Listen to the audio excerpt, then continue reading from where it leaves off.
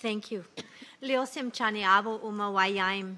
In my Yaki Indian Nation language, that's respectful greetings to you, my relatives. I share with the other members of this panel the very great honor of welcoming you to this gathering. Why are we here today, and what do we hope to accomplish? It's true that we need to come to agreements on indicators and targets for reducing poverty, inequality, greenhouse gases, and loss of biodiversity, among other critical concerns. And we must discuss how to ensure that human rights are upheld in all aspects of implementation and monitoring.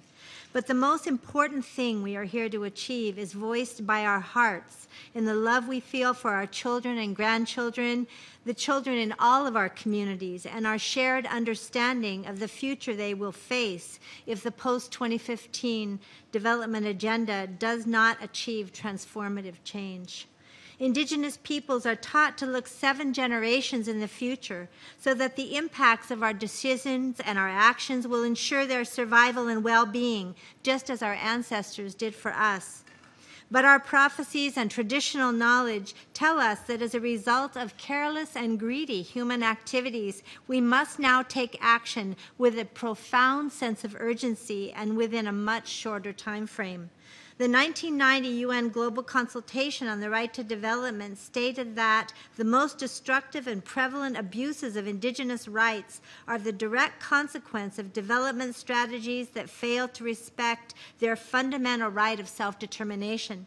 Today, 25 years later, the survival of indigenous peoples, who the UN has determined care for 80% of the world's remaining biodiversity on their traditional lands, continues to be threatened all over the world by mining, oil drilling, damming, deforestation, toxic contamination, and the pervasive impacts of climate change. Given this reality, while we were very appreciative of the work of the co-chairs and the support of some states, we were disappointed that the outcome document adopted by the Open Working Group on Sustainable Development Goals mentioned Indigenous peoples only twice.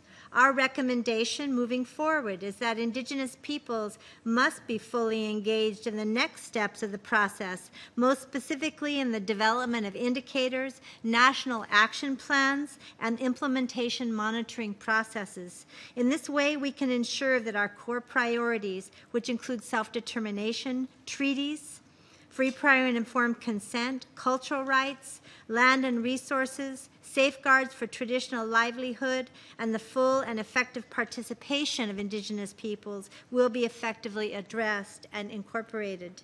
We have achieved many advances at the United Nations, most notably the September 13, 2007 adoption of the Declaration on the Rights of Indigenous Peoples by the UN General Assembly as the minimum standard required for the dignity, survival, and well-being of the world's indigenous peoples.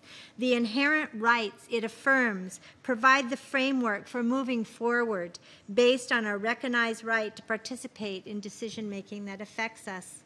Another key step forward was the consensus adoption by the UN General Assembly of the outcome document for the World Conference on Indigenous Peoples on September 22, 2014. It specifically recognizes the importance of Indigenous peoples' participation in the promotion of sustainable development and affirms our right to free, prior, and informed consent regarding development impacting our lands and territories.